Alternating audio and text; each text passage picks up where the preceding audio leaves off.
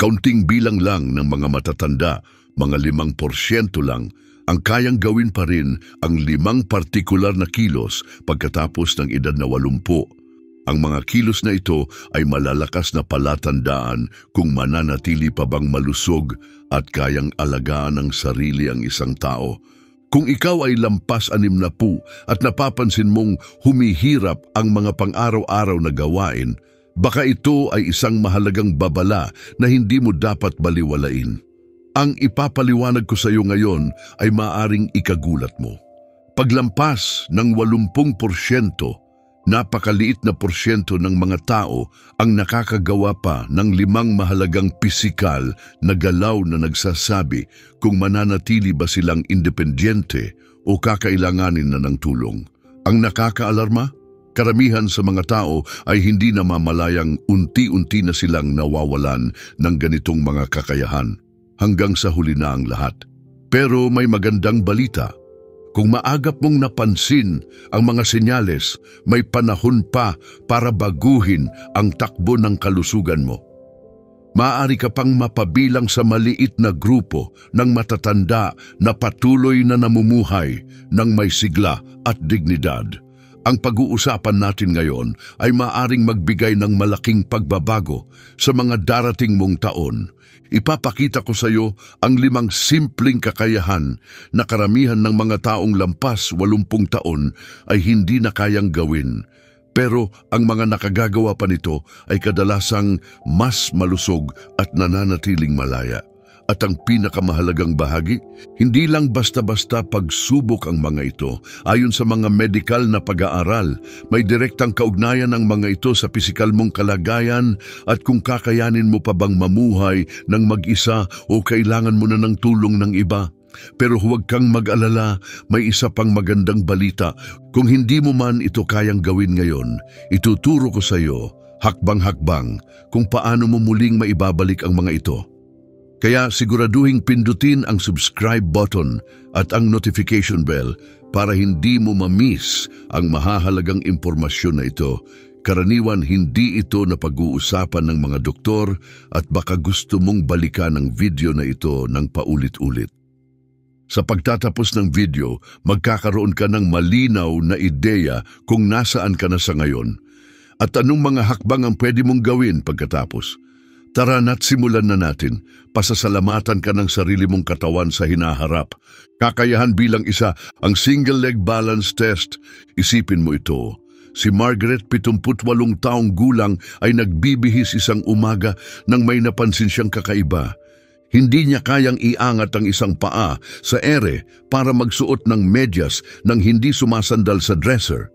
Hindi niya alam na ang simpleng hirap na ito ay babala na pala ng mas malalaking problema sa kalusugan. Narito ang nakakagulat na katotohanan. 5% lang ng mga matatandang lampas 80 taon ang kayang tumayo sa isang paa ng 30 segundo. Bakit ito mahalaga? Dahil ang simpleng test na ito ay nagbibigay ng malinaw na ideya tungkol sa kabuuang kalusugan at panganib sa hinaharap. Ang tagal mong kaya sa pagtayo sa isang paa ay may kaugnayan sa tsansa mong matumba. At ang mga pagkatumba ay nangungunang dahilan ng malubhang pinsala sa mga matatanda. Makikita ang unti-unting pagbagsak ng balanse habang tumatanda. Karamihan sa mga taong nasa 60 ay nakakaya ng 25 hanggang 30 segundo. Sa 7 dekada, bumababa ito sa 15 hanggang 20 segundo. At sa 30, marami na ang hindi na talaga nakakagawa nito. Subukan mo muna ngayon, i-pause ang video at tingnan kung ilang segundo mong kayang panatilihin ang balanse mo sa isang paa. I-share mo ang resulta sa comments, pero mag-ingat.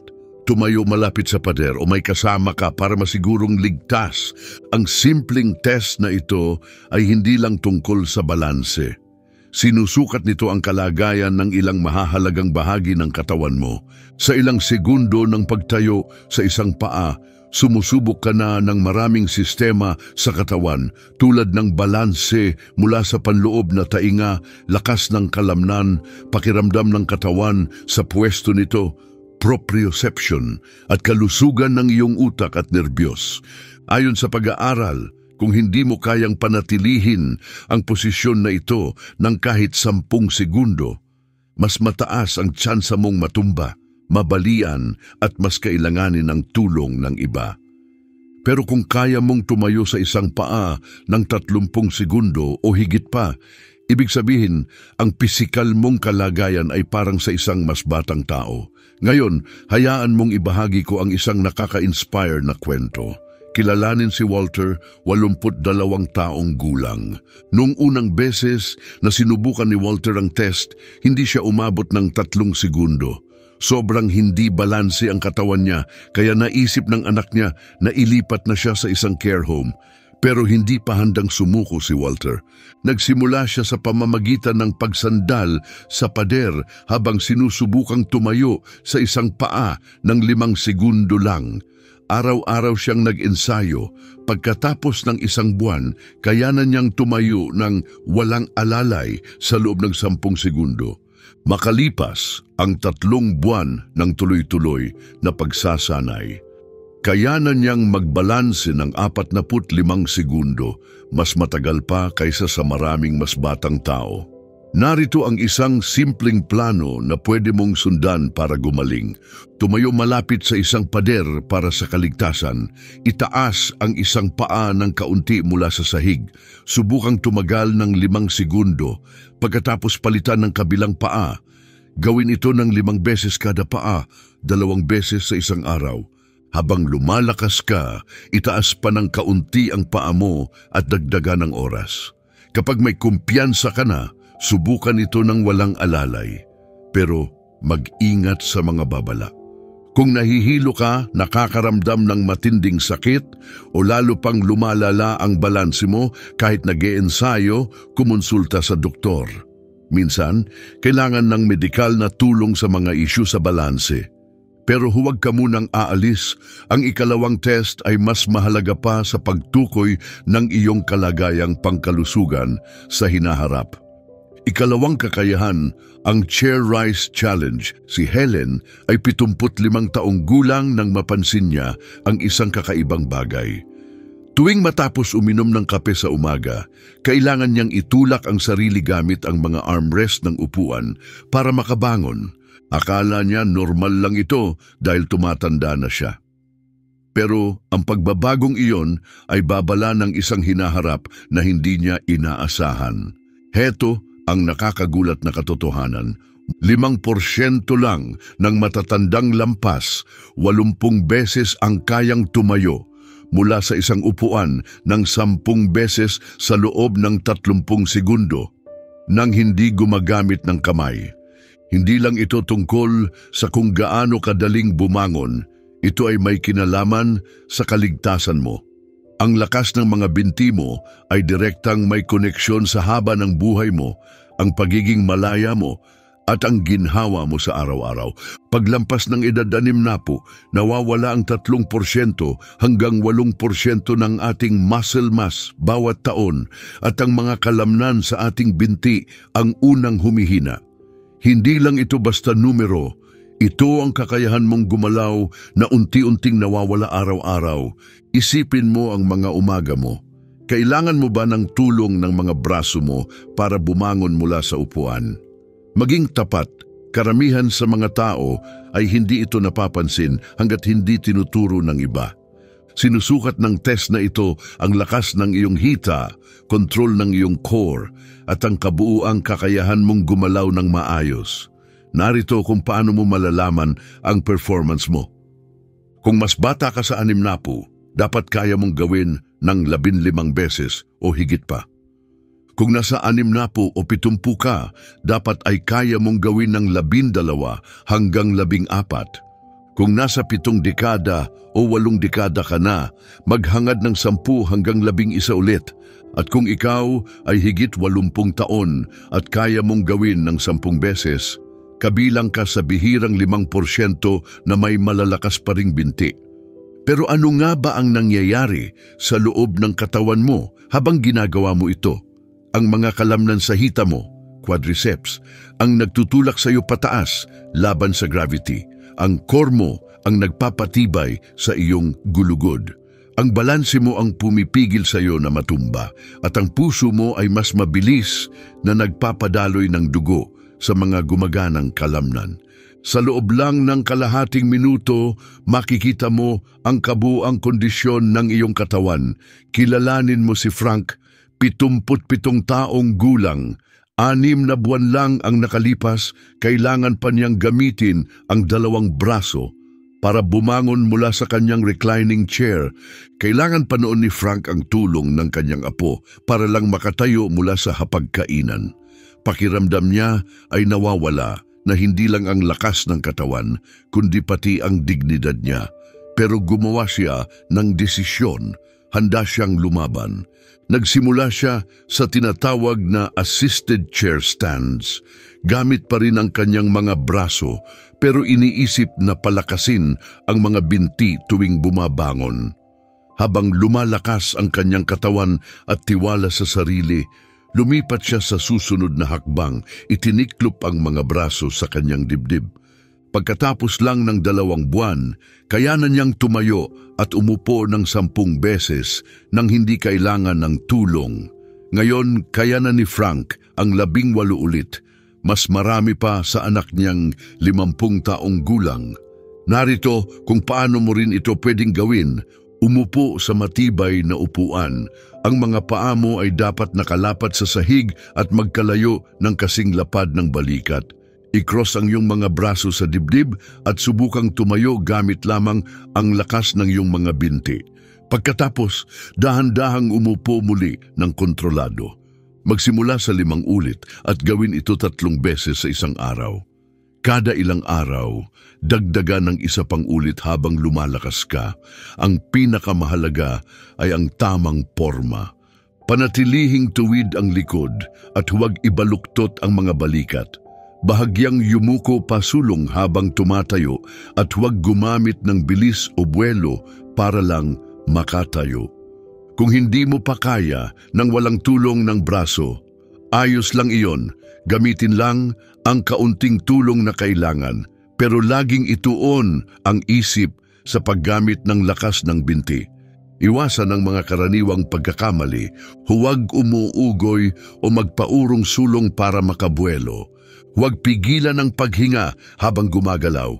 At huwag kailanman baliwalain ang sakit. Ang kaunting pananakit ng kalamnan ay normal. Pero kung matalim o kakaiba ang sakit, agad tumigil. Ngayon, dumako tayo sa susunod na pagsusulit. Isa ito sa mga test na kahit ang malulusog na matatanda ay madalas hindi makapasa. Ngunit ito rin ay isa sa pinakamabisang paraan para maiwasan ang matitinding pagkakatumba. Ikatlong pagsusulit, ang Backward Walking Challenge. Si Gloria, 72 taong gulang, ay sinubukang umatras ng ilang hakbang palayo sa mainit na kalan at muntik na siyang matumba.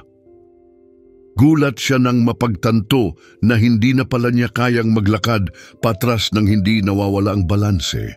Ang natutunan niya pagkatapos ay tuluyang nagbago sa pananaw niya tungkol sa pagtanda. Narito ang nakakagulat na katotohanan. Mas mababa sa 5% ng mga taong lampas, 80 taong kayang maglakad ng paatras ng 20 hakbang nang hindi humihinto o nangangailangan ng suporta. Hindi lang ito tungkol sa paglalakad, ito ay tungkol sa kakayahan ng utak na kontrolin ang mga komplikadong galaw na mahalaga para sa kaligtasan sa totoong buhay. Ang paglalakad paatras ay nangangailangan ng mas mataas na antas ng balanse, tamang pakiramdam sa posisyon ng katawan at aktibong paggana ng utak. Lahat ng ito ay susi para mapanatili ang pagiging independyente. Kapag naglalakad ka paatras, mas malakas ang trabaho ng utak mo dahil hindi ito automatikong galaw. Iba ang daang dinadaanan ng signal kumpara sa paglalakad ng pasulong. Subukan mo ito ngayon kung kaya mo, pero siguraduhing nasa ligtas kang lugar at may kasama kang handang tumulong. Kumusta ang pakiramdam? Karamihan ay napapansin agad na mas mahirap ito kaysa sa normal na paglalakad. I-share sa comments ang naging karanasan mo. Narito ang nangyayari sa utak mo habang gumagalaw ka paatras. Dahil hindi mo nakikita ang dadaanan mo, umaasa ka ngayon sa iyong sense of body position, proprioception, at balanse mula sa loob ng tainga. Abala ang utak sa pagkalkula ng espasyo, pagpapadala ng signal sa mga kalamnan at pagpapanatili ng balanse habang gumagalaw ka sa paraang bihirang mong ginagawa. Simple lang ang test pero napaka-epektibo. Magsimula sa 10 hakbang paatras. Kapag kaya mo na, maghangad ng 20 hakbang. Subukang manatili sa tuwid na linya, huwag matisod, madapa o mangailangan ng suporta. Kung kaya mong gawin ito ng maayos, ipinapakita mo ang matatag na balanse, koordinasyon at bilis ng pag-iisip, mga kakayahang madalas nawawala habang tumatanda. Bakit nga ba ito nawawala sa edad? Una, humihina ang pakiramdam mo sa kung nasaan ang katawan mo sa espasyo. Pangalawa, humihina ang mga kalamnan sa likod ng iyong mga binti. Pangatlo, dahil sa takot matumba, masyado tayong nag-iingat at nagiging mas mabagal kumilos. At pang-apat, nagbabago ang loob ng tainga kaya mas hirap kang panatilihin ang balanse. Ngayon, ikukwento ko ang nakakabilib na progreso ni George. Sa edad na 70, hindi niya kaya ang mahigit 3 hakbang paatras nang hindi kumakapit. Sabi ng therapist niya, normal lang iyon sa kanyang edad. Pero hindi pumayag si George. Nagsimula siya sa paglalakad paatras na ang likod ay bahagyang nakadikit sa pader, ilang hakbang lang bawat araw. Pagkatapos ay nag-ensayo siya sa pagitan ng 2 matibay na upuan sa kanyang basement. Pagkalipas ng 6 na linggo, kayanan niyang maglakad paatras ng 10 hakbang sa bukas na espasyo. Ngayon, bahagi na ng ehersisyo niya araw-araw ang backward walking, at kaya na niyang gawin ito ng 25 hakbang ng madali. Malaki ang itinaas ng kumpiyansa niya sa kanyang balanse at nakaiwas na siya sa 2 posibleng pagkakatumba dahil kaya na niyang umatras palayo sa panganib. Narito kung paano ka makakapagsanay ng ligtas. Magsimula sa pagdikit ng likod sa pader. Gumawa ng maliliit na hakbang paatras habang bahagyang nakasandal pa rin. Sunod, subukan sa pagitan ng 2 upuan o hawakan. At kapag handa ka na, lumipat sa mas bukas na espasyo kasama ang isang tao na pwedeng sumalo kung kailangan. Magsimula ka lang sa 3 hakbang paatras. Pagkalipas ng ilang araw, dagdagan mo ng isa. Ang mahalaga, siguraduhing ligtas ka sa lahat ng oras. Dapat laging may kasama kang malapit kapag nag-iensayo. Alisin ang anumang bagay sa sahig na maaaring makatisod. Magsuot ng sapatos na nagbibigay ng magandang suporta sa paa.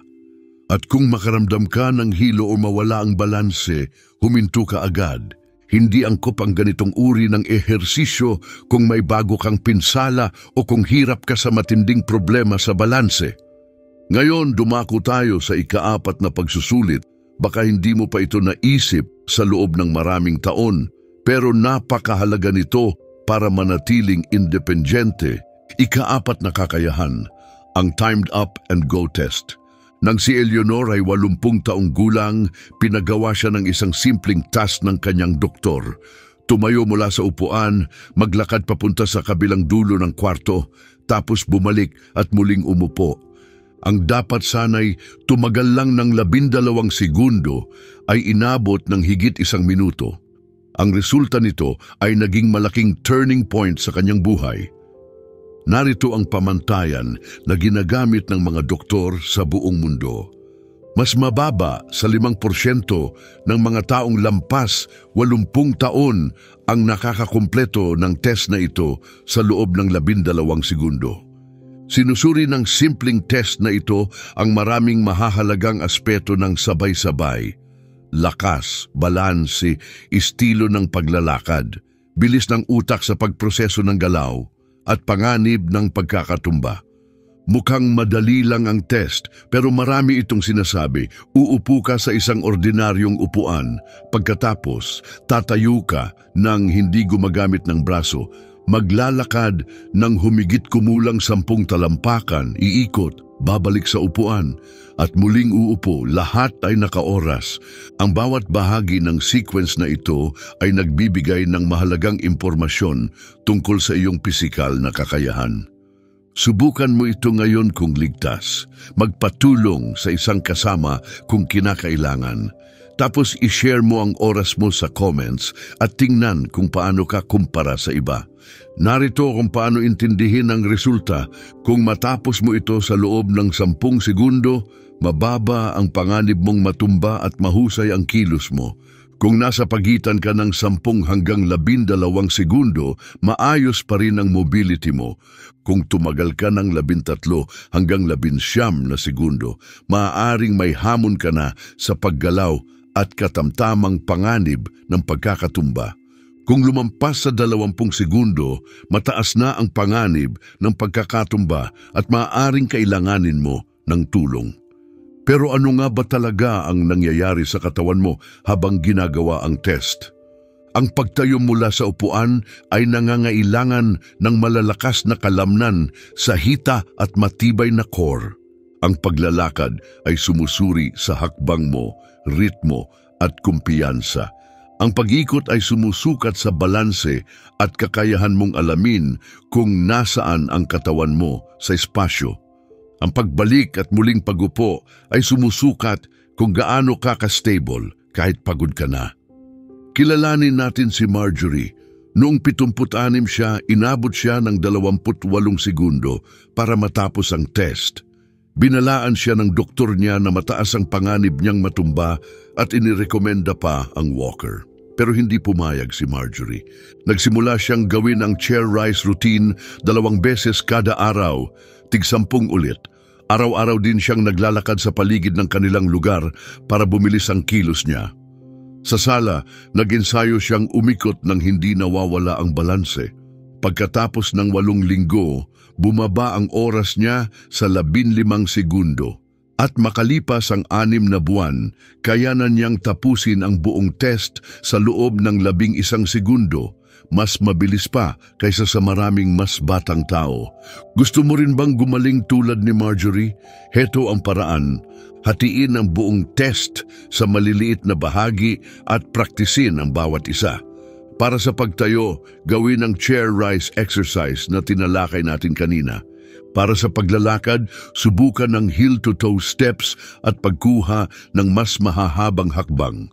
Para sa pag-ikot, mag-ensayo ng marahang pag-pivot habang humahawak sa matibay na bagay. Kapag handa ka na, gawin ang buong test araw-araw.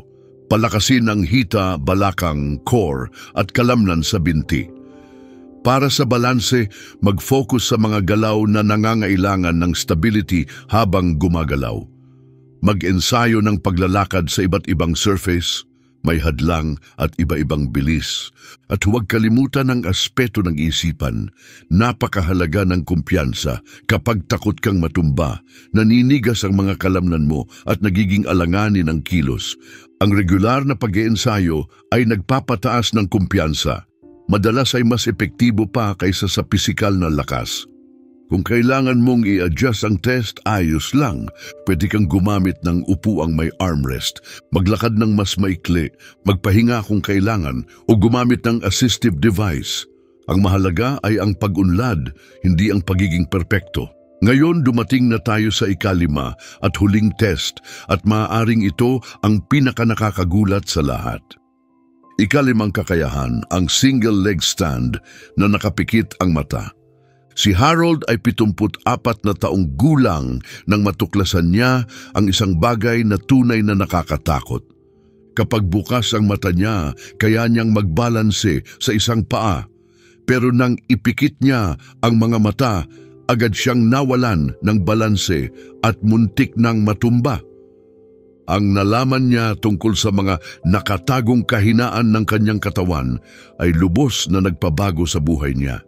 Narito ang katotohanan, mas mababa sa 5% ng mga matatandang lampas.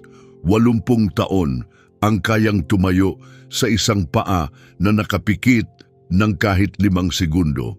Ipinapakita ng test na ito kung gaano kahusay nagtutulungan ang iyong panloob na tainga, pakiramdam sa katawan at sensory system.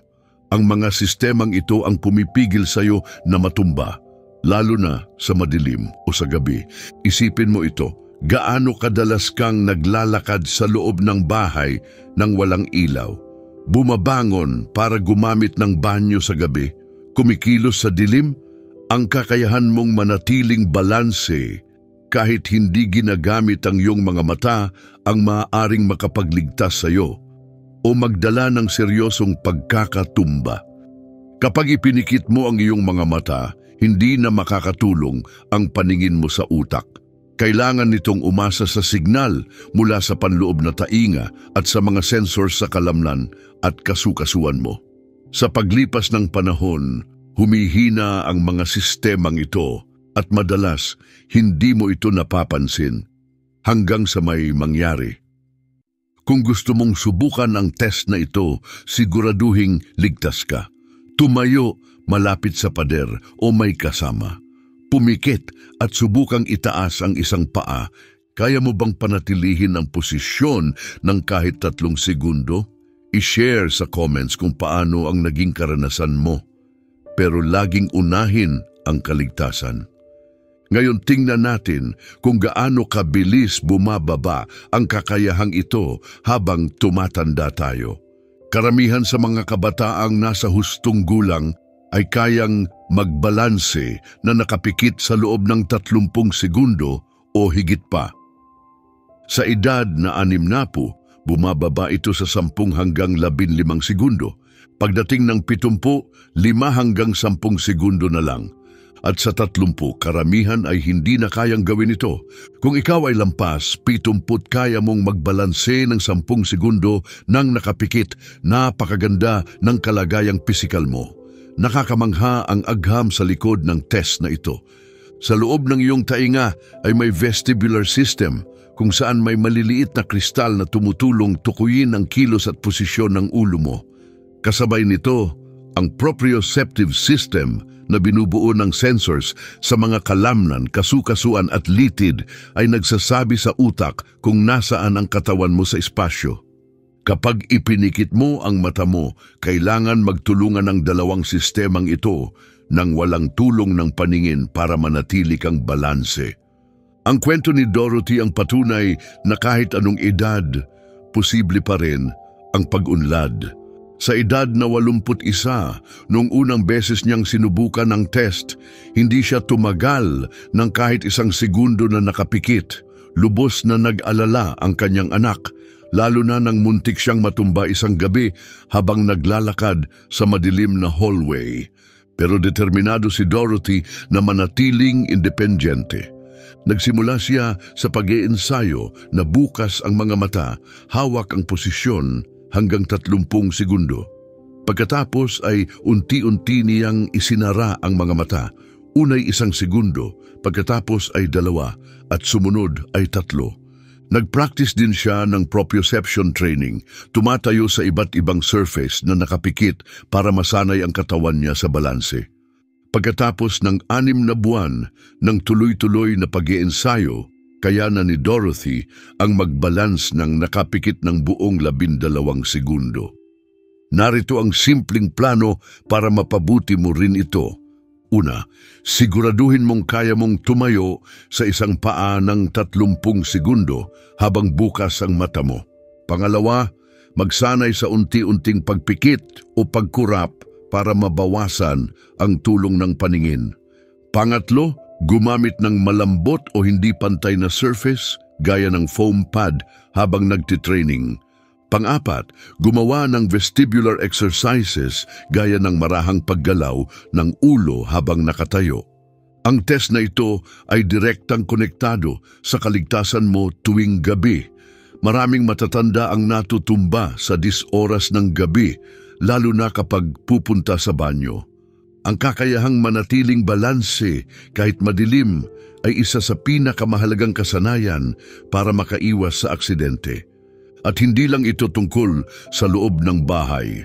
Ang parehong sistema na tumutulong sa iyo magbalanse sa dilim ay responsable rin sa kakayahan mong magmaneho ng ligtas, lalo na sa ulan o sa mababang liwanag.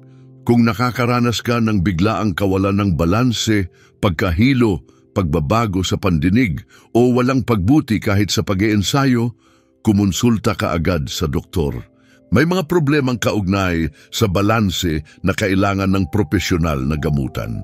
Ngayon na natutunan mo na ang 5 test, heto ang tanong. Anong mangyayari kung magawa mo silang lahat? Ang resulta ay kamangha-mangha. Kapag ang matatanda ay kayang ipasa ang lahat ng 5 functional tests, ang lahat ay bumubuti. Mas matagal silang nananatiling independyente.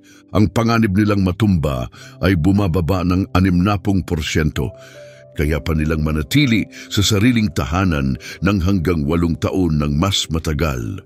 At ang pinakamahalaga, mas masaya, mas malakas at mas kontrolado nila ang kanilang buhay. Kilalanin si Esther. Siya ay 83 taong gulang ngayon, pero 2 taon lang ang nakalipas. Wala pa siyang naipapasang kahit isang test. Mahina ang balanse niya, kailangan niya ng tulong para lang tumayo at palagi siyang takot na matumba. Ang pamilya niya ay nagsimula ng maghanap ng assisted living para sa kanya. Ngayon, ibang-iba na ang kalagayan niya. Katatapos lang ni Esther ng isang solo trip sa Europe at naipasa niya ang lahat ng 5 test ng may mahusay na resulta. Kaya niyang magbalanse sa isang paa ng 40 segundo, tapusin ang 12 chair rises sa kalahating minuto, maglakad ng paatras ng may kumpiyansa, matapos ang time up and go test sa loob ng 10 segundo, at magbalanse sa isang paa ng nakapikit ng 15 segundo. Ano ang nagbago? Gumawa siya ng desisyong huwag tanggapin ang paghina ng katawan bilang isang katapusan. Araw-araw, 15 minuto lang, nag-ensayo siya ng tuloy-tuloy. Ayon sa kanyang doktor, ang katawan ni Esther ay parang sa isang taong 15 taon ang mas bata. Muli siyang may kumpiyansa, lakas at pakiramdam ng kaligtasan at tuluyan nang nagbago ang pananaw niya sa buhay. Hindi ito tungkol sa pagiging atleta. Ito ay tungkol sa pagprotekta sa mga pangunahing kakayahan na nagbibigay sa iyo ng kalayaang mabuhay ayon sa gusto mo. Ang 5% ng matatanda na pumapasa sa mga test na ito ay hindi kinakailangang dating atleta o health enthusiast. Ang mga taong nagtatagumpay sa mga test na ito ay hindi superhuman. Sila lang ang mga taong napansin ang mga maagang senyales at pinili nilang kumilos bago pa mahuli ang lahat. Ang kakayahan mong gawin ang mga simpleng galaw na ito ngayon ay isa sa pinakamalinaw na palatandaan kung paano ka mamumuhay bukas. At ang pinakamagandang bahagi, hindi kailanman huli para magbago. Kung nakatulong sa iyo ang video na ito para maintindihan ang kasalukuyan mong kalagayan pagdating sa paggalaw, literal na galaw, huwag kalimutang pindutin ang like button at ishare ito sa isang taong maaring makinabang din. Ang pagkomento kung aling test ang pinakanagulat ka ay makakatulong din sa iba na huwag maramdamang nag-iisa sila sa ganitong paglalakbay. Siguraduhing mag-subscribe at i-on ang notification bell para hindi mo ma-miss ang mga susunod pang tips tulad nito. Huwag mo nang hintaying lumala pa ang sitwasyon. Ang mga desisyong ginagawa mo ngayon ang magtatakda kung gaano ka magiging malaya sa mga darating na taon. Ang pagtanda ay bahagi ng buhay nating lahat, pero ang pagkawala ng lakas at kalayaan ay hindi kailangang isama rito.